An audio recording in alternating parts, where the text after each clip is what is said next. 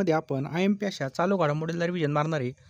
व्हिडिओचा पहिला प्रश्न आहे आपला, बुमराह हा जागतिक क्रमवारीमध्ये किती नंबरचा खेळाडू बनलेला आहे? तर आपल्या सगळ्यांना माहिती आहे बघा, बुमराह हा एकदम जबरदस्त खेळाडू आहे आणि तो नंबर 1लाच झालेला आहे बघा. आता बघा, पहिल्यापासून 1 नंबरलाच होता. त्यानंतर बघा जसप्रीत बुमराह, याची रेटिंग बघा 908 इतकी रेटिंग आहे बघा. या गुणासह पहिला राहिलेला आहे. 2 नंबरला पॅन्ट कमिन्सची 841 रेटिंग आहे, या गुणासह दुसरा आहे. 3 नंबरला आहे बघा खसीब रबाडा, किती बघा रेटिंग 837, किती 837 रेटिंग इतकी आहे. मुंबईमधील चर्नी रोडचं नाव काय ठेवलं आहे? तर चर्नी रोडचं नाव बघा गिरगाव हे ठेवण्यात आलेलं बघा. कोणतं? गिरगाव. तर जे काही बदललेले नाव आहेत बघा, त्यालासुद्धा आपण एकदा रिव्हिजन मारूयात. कॉटन ग्रीन याचं नाव आहे बघा काळा चौकी हे नाव ठेवण्यात आलेलं आहे. डॉक यार्डचं नाव बघा माझगाव हे ठेवण्यात आलं आहे बघा. किंग्स सर्कलचं नाव बघा तीर्थकर पार्श्वनाथ हे ठेवण्यात आलेलं आहे बघा. करी रोडचं जे काही नवीन नाव आहे बघा ते लालबाग हे ठेवण्यात आलेलं आहे. त्याच्यानंतर बघा सँड हर्ड रोडचं नाव डोंगरी असं ठेवण्यात आलं आहे बघा. मरीन लाईन्सचं नाव बघा मुंबादेवी हे ठेवण्यात आलं आहे बघा. आणि चर्नी रोडचं नाव बघा गिरगाव हे ठेवण्यात आलं आहे. आताच पाहिलं आपण. 14 जानेवारी 1761ला पानिपतचं कितवं युद्ध झालं होतं? तर बघा आपल्या सगळ्याला माहिती आहे पानिपतचं या ठिकाणी 3रं युद्ध झालं होतं. कितवं? 3रं युद्ध. लक्षात. दिनांक 14 जानेवारी 1761ला. ठिकाण बघा कुठं आहे? हरियाणामधलं पानिपत. पेपरला भरपूर वेळा विचारलेलं आहे. कोणाविरुद्ध झालं होतं? तर अफगाण आणि मराठा यांच्या दरम्यान झालं होतं. लक्षात. अहमदशाह अब्दाली आणि सदाशिव भाऊ यांच्या दरम्यान यामध्ये मराठी साम्राज्याचा पराभव झाला होता. पानिपतच्या 3 लढाई लक्षात ठेवायच्या आहेत.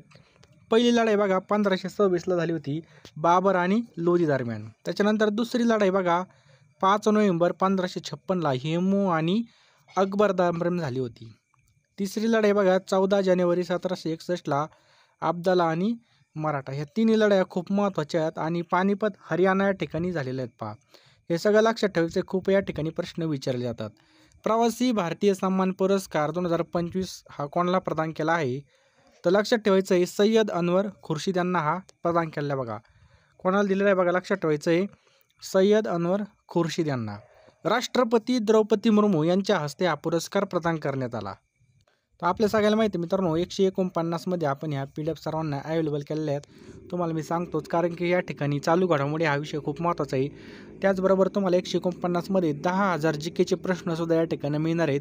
ते सर्व परीक्षेसाठी अत्यंत महत्त्वाचे. GK प्लस चालू घडामोडी तुमचा टॉपिक एकदम जबरदस्त कवर होणार आहे. त्यामुळे मी तुम्हाला पुढे सांगतच आहे. एका वर्षाच्या चालू घडामोडी मिळणार आहेत आणि त्या पण 149 रुपयामध्ये बघा. त्याचबरोबर आपले जेवढे काही व्हिडिओ झाले असतील बघा, इतिहास, भूगोल, जे काही टॉपिक असेल बघा GKचं, ते सगळं तुम्हाला या ठिकाणी प्रश्न मिळणार आहेत बघा. तुम्हाला फक्त 149 रुपयामध्ये मिळणार आहेत. अतिशय कमी किमतीमध्ये बघा तुमचा GKचा हा टॉपिक पूर्ण कवर होणार आहे आणि चालू घडामोडीबद्दल एकदम निश्चिंत राहायचं आहे बघा. सगळं तुम्हाला मिळणार आहे बघा. आपण जेवढे काही व्हिडिओ टाकलेले बघा त्याचे PDF मिळणार आहे फक्त 149 रुपयामध्ये. तुम्हाला दिलेला QR कोड स्कॅन करायचा आहे किंवा जो काही आपला फोनपे गुगल पे नंबर आहे बघा 8275558283 याला तुम्हाला काय करायचं 149 रुपये सेंड करायचे आहेत आणि त्याच नंबरला बघा तुम्हाला WhatsAppला त्याचा स्क्रीनशॉट टाकायचा आहे बघा. लवकरात लवकर घ्या मित्रांनो, कारण की या ठिकाणी आपण शांततेच्या काळामध्ये अभ्यास केला तर आपल्याला पुन्हा रक्त सांडायची वेळ येणार नाही. आपली हीच खरी वेळ असते बघा अभ्यासाची, कारण की ज्यावेळेस पेपर येतात मग टायमाला विहीर खोदून काही उपयोग होणार नाही. त्यामुळे आत्ताच्या आत्ता आपल्याला हे साजरा केला होतो. सय्यद अनवर खुर्शीद कोण आहेत? ते सौदी अरेबियामधील प्रतिष्ठित भारतीय चिकित्सक आहेत. पहा, 18वा प्रवासी भारतीय दिवस 2025 याचं आयोजन कोणत्या ठिकाणी झालं? तर भुवनेश्वर ओडिसा या ठिकाणी झालं. दिनांक होता बघा 8 ते 15 जानेवारी 2025. हे पण लक्षात ठेवायचं आहे. 2003 पासून प्रवासी भारतीय दिवसाला सुरुवात झाली होती. 9 जानेवारी 1915ला महात्मा गांधी आफ्रिकेमधून काय आले ते भारतामध्ये आले होते. पुढचा प्रश्न काय पहा, चर्चेत असलेला जो काही मकोका कायदा आहे बघा, हा कोणत्या कलमाअंतर्गत चालतो? तर चर्चेत असलेला मकोका कायदा कलम 245. लक्षात ठेवायचं कलम 245. मकोका कायदा कलम 245 अंतर्गत चालत असतो बघा. महाराष्ट्र सरकारने 24 डिसेंबर 1999मध्ये मकोका महाराष्ट्र संघटित गुन्हेगारी नियंत्रण कायदा लागू केला. संघटित आणि अंडरवर्ल्ड गुन्हेगारी नष्ट करणे याचं काय बघा मुख्य उद्दिष्ट होतं. दिल्ली सरकारने 2002मध्ये तो लागू केला. सध्या हा कायदा महाराष्ट्र आणि दिल्लीमध्ये लागू आहे. पहा, यामध्ये अंडरवर्ल्ड गुन्हेगार खंडणीसाठी अपहरण, खून किंवा खुनाचा प्रयत्न, धमक्या, खंडणी आणि मोठ्या प्रमाणामध्ये पैसे कमवणारी कोणतीही बेकायदेशीर कृती यासारख्या संघटित गुन्ह्यांच्या प्रकरणामध्ये यामध्ये समावेश होतो बघा. मकोका अंतर्गत पोलिसांना आरोपपत्र दाखल करण्यासाठी 180 दिवसांचा कालावधी मिळतो, तर भारतीय दंड संहितेच्या तरतुदीनुसार ही मुदत फक्त 60 ते 90 दिवसांची असते पहा. यामध्ये शिक्षेची तरतूद काय आहे? या कायद्याअंतर्गत जास्तीत जास्त शिक्षा काय आहे? मृत्यूदंड आहे बघा. तर किमान शिक्षा 5 वर्षाचा तुरुंगवास आहे. याशिवाय 5 लाख रुपयापर्यंत दंडाची तरतूद आहे. मोक्का कायद्याअंतर्गत आरोपीच्या मालमत्ता जप्तीची सुद्धा या ठिकाणी कारवाई केली जाते. मुंबई उच्च न्यायालयाचे मुख्य न्यायमूर्ती कोण बनले आहेत? मुंबई उच्च न्यायालयाचे मुख्य न्यायमूर्ती कोण बनले आहेत? तर आलोक आराधे. लक्षात ठेवायचे, आलोक आराधे हे बनले आहेत. उच्च न्यायालयाचे विद्यमान मुख्य न्यायमूर्ती देवेंद्र कुमार उपाध्याय यांची बघा दिल्ली उच्च न्यायालयाच्या मुख्य न्यायमूर्ती म्हणून या ठिकाणी बदली करण्यात आली. त्यामुळे बघा मुंबई उच्च न्यायालयाच्या मुख्य न्यायमूर्तीपदी तेलंगणा उच्च न्यायालयाचे मुख्य न्यायमूर्ती आलोक आराधे यांची नियुक्ती या ठिकाणी करण्यात आलेली आहे. 14 जानेवारी 2025 पासून आलोक आराधे हे मुंबई उच्च न्यायालयाचे मुख्य न्यायमूर्ती म्हणून पदभार स्वीकारणार आहेत पहा. मुंबई उच्च न्यायालय तर बघा कलम 214 नुसार प्रत्येक घटक राज्यामध्ये उच्च न्यायालयाची स्थापना करण्यात आली होती. स्थापना बघा 14 ऑगस्ट 1862 रोजी. खंडपीठ बघा नागपूर, पणजी, छत्रपती संभाजीनगर. भारतामध्ये एकूण 25 उच्च न्यायालये आहेत. न्यायाधीशांचा कार्यकाळ हा वयाच्या 62व्या वर्षापर्यंत असतो पहा. सर्व न्यायाधीशांची नेमणूक करण्याचा अधिकार राष्ट्रपती यांना असतो. पुढचा प्रश्न आहे 26 जानेवारी 2025 रोजी प्रजासत्ताक दिनी इंडोनेशियाचे राष्ट्रपती प्रबोओ सुबियांतो हे प्रमुख पाहुणे आहेत. तर बघा हे प्रजासत्ताक दिनी हे प्रमुख पाहुणे येणार आहेत बघा. लक्षात ठेवा त्यांचं नाव आहे प्रबोओ सुबियांतो. आलं लक्षात? इंडोनेशियाचे राष्ट्रपती प्रबोओ सुबियांतो भारत इंडोनेशियाच्या संबंधांना चालना देण्यासाठी त्यांची महत्त्वाची भूमिका आहे. 26 जानेवारी 2025 रोजी भारताचा 76वा प्रजासत्ताक दिवस असणार आहे बघा.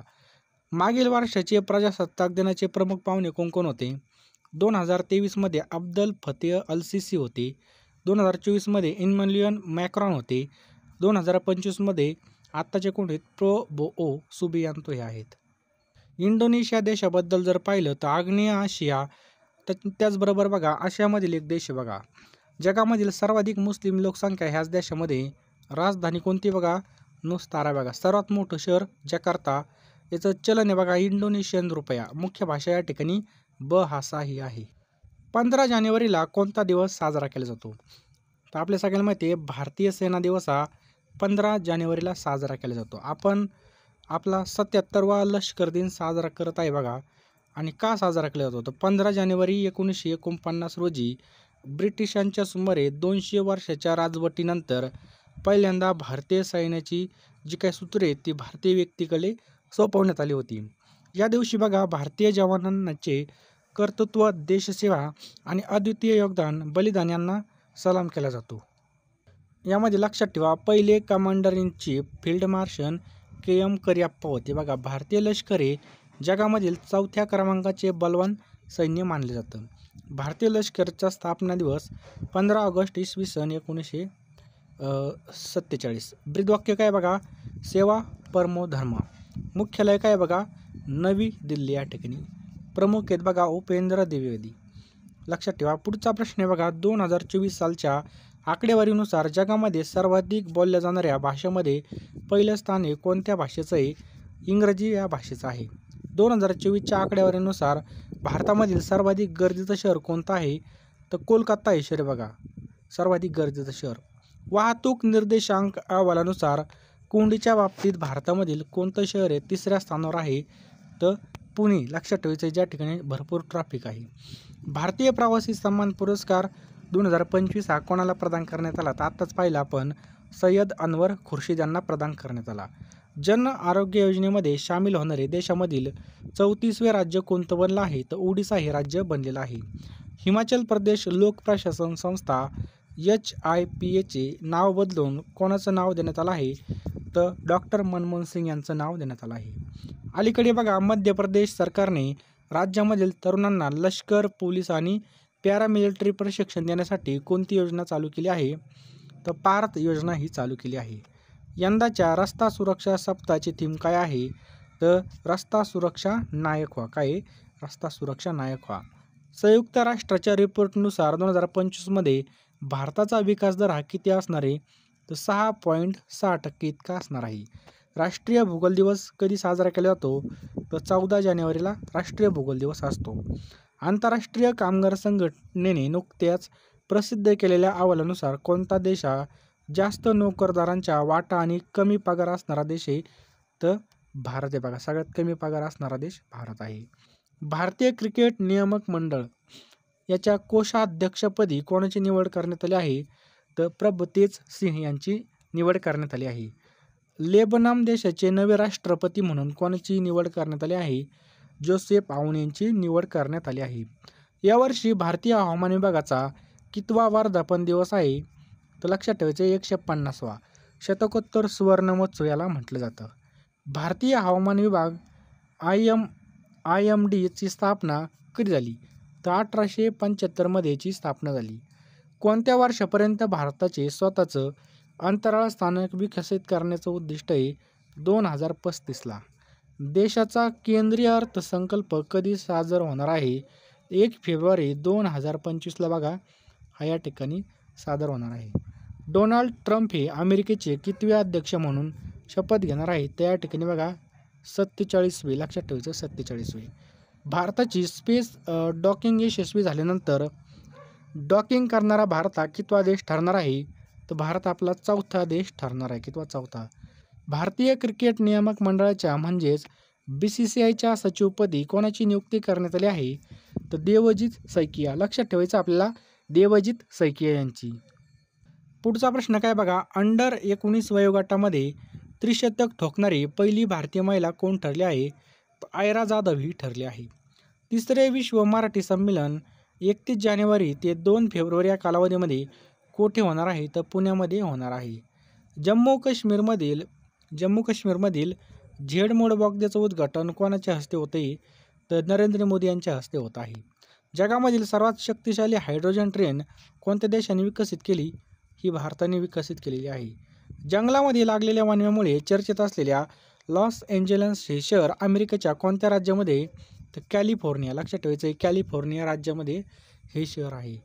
यंदाच्या प्रजासत्ताक दिनानिमित्त प्रमुख पाहुणे म्हणून येणार असणारे इंडोनेशियाचे राष्ट्रपती कोण आहेत? तर प्रबोओ सुबियांतो आहेत बघा. खूप महत्त्वाचा प्रश्न आहे. राजमाता जिजाऊ यांची जयंती कधी साजरी केली जाते? तर 12 जानेवारीला ही साजरी केली जाते. स्वामी विवेकानंद यांचा जन्मदिवस कोणता दिवस म्हणून साजरा केला जातो? तर हा सुद्धा 12 जानेवारीला साजरा केला जातो. यालाच राष्ट्रीय युवा दिवस म्हणून सुद्धा ओळखलं जातं. संयुक्त महासभेने कोणतं वर्ष क्वांटम विज्ञान आणि तंत्रज्ञान वर्ष म्हणून घोषित केलं आहे? तर 2025. लक्षात ठेवा 2025. दिवस केव्हा साजरा केला जातो? तर 25 जानेवारीला. या ठिकाणी आपलं करेक्ट आन्सर आहे बघा. लक्षात ठेवायचं आपला 25 जानेवारी. पुढचा प्रश्न पहा. महाराष्ट्र राज्य निवडणूक आयोगाची स्थापना केव्हा करण्यात आली?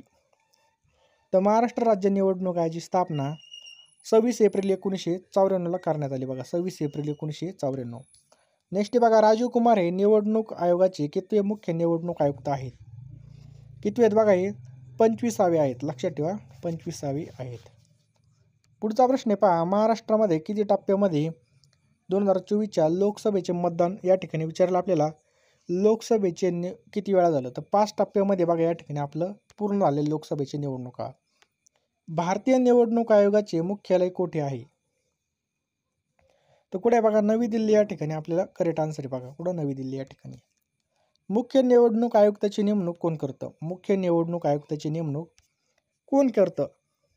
तर कोण करतं बघा? राष्ट्रपती आपलं करेक्ट आन्सर आहे. महाराष्ट्रामध्ये सर्वात जास्त मतदान आहे. महाराष्ट्रात सर्वात जास्त मतदार हे कोणत्या जिल्ह्यामध्ये आहेत? तर लक्षात ठेवा पुणे जिल्ह्यामध्ये आपल्याला पाहायला मिळतात. कुठं? पुणे तिथे काय होणे. खालीलपैकी कोणता राष्ट्रीय पक्ष नाही? तर कोणता राष्ट्रीय पक्ष नाही? तर राष्ट्रवादी काँग्रेस पक्ष आपलं करेक्ट आन्सर आहे बघा. नेक्स्ट पहा. विधान परिषद निवडणूक काय प्रश्न बघा. विधान परिषद निवडणूक लढवण्यासाठी किती वय वर्ष असावी लागतं? तर 21 वर्ष याचं करेक्ट आन्सर आहे बघा. किती? 21 वर्ष. पुढचा प्रश्न आहे बघा. महाराष्ट्र विधानसभा निवडणूक 2024 एकूण किती टप्प्यामध्ये पार पडली? तर लक्षात ठेवा, एकाच टप्प्यामध्ये या ठिकाणी ही पार पडली. पहा, एक देश आणि एक निवडणूक यासाठी कोणाच्या अध्यक्षतेखाली समिती नेमण्यात आली आहे? त्याचं करेक्ट असं आहे बघा, रामनाथ कोविंद. लक्षात ठेवा, रामनाथ कोविंद. झारखंड विधानसभा निवडणूक 2024 साठी कोणाची नियुक्ती झाली आहे? तर महेंद्र सिंग धोनी. लक्षात ठेवायचं आपल्याला, महेंद्र सिंग धोनी याचं करेक्ट आन्सर आहे. पहा, नेक्स्ट आहे पहा, भारतामध्ये एकूण किती घटक राज्यामध्ये विधान परिषद आहेत? तर याचं करेक्ट आन्सर आहे बघा, ऑप्शन क्रमांक सी, 6. लक्षात ठेवायचं बघा, 6 ठिकाणी आहेत. महाराष्ट्र विधान परिषदेमध्ये एकूण किती जागा आहेत? या ठिकाणी विधान परिषदेमध्ये विचारलं आहे तर एकूण किती बघा, 78 जागा आहेत. किती? 78. नेक्स्ट आहे बघा, एकनाथ शिंदे हे महाराष्ट्राचे कितवे मुख्यमंत्री होते? तर 20व्या क्रमांकाचे ते कोण होते बघा, मुख्यमंत्री होते. कोण? एकनाथ शिंदे. पुढचा प्रश्न आहे बघा, महाराष्ट्रामध्ये सर्वात कमी मतदार हे कोणत्या जिल्ह्यात आहेत? तर गडचिरोली आपलं बरोबर उत्तर आहे बघा. कुठं? गडचिरोलीमध्ये. महाराष्ट्राचे मुख्य निवडणूक अधिकारी कोण आहेत? महाराष्ट्राचे मुख्य निवडणूक अधिकारी कोण आहेत? आपल्याला विचारले महाराष्ट्राचे, तर बघा एस चोकलिंगम हे काय आहेत बघा, आपल्या महाराष्ट्राचे मुख्य निवडणूक अधिकारी आहेत. भारतामध्ये पहिली सार्वत्रिक निवडणूक केव्हा पार पडली? तर 1952 मध्ये बघा पहिली निवडणूक झाली होती. कधी? 1952 मध्ये झाली होती. पुढचा प्रश्न आहे, महाविकास आघाडी याचा नेता कोण आहेत? तर लक्षात ठेवायचं आहे बघा, उद्धव ठाकरे याचं करेक्ट आन्सर बघा, उद्धव ठाकरे आहेत. खालीलपैकी कोणता युतीचा भाग नाही? तर कोण नाही बघा, शिवसेना कोणाची? उद्धव बाळासाहेब ठाकरे यांची याचा भाग नाही. बाकी बघा, राष्ट्रवादी काँग्रेस आणि भाजप हे काय आहेत बघा, एक आहेत. पुढचा प्रश्न आहे, महाराष्ट्र विधानसभा निवडणूक 2024 साठी मतदारांची संख्या किती टक्के होती? किती होती बघा, 60.05. लक्षात ठेवायचं आहे, 60.05% इतकी होती. नेक्स्ट आहे बघा, महाराष्ट्र विधानसभा सदस्यांचा कार्यकाळ किती वर्षाचा असतो? विधानसभा, तर लक्षात ठेवा 5 वर्षाचा असतो बघा. किती? 5 वर्ष. नेक्स्ट पहा, महाराष्ट्र विधान परिषद सदस्याचा कार्यकाळ किती असतो? तर या ठिकाणी जर पाहिलं तर 6 वर्षाचा असतो. किती? 6 वर्ष.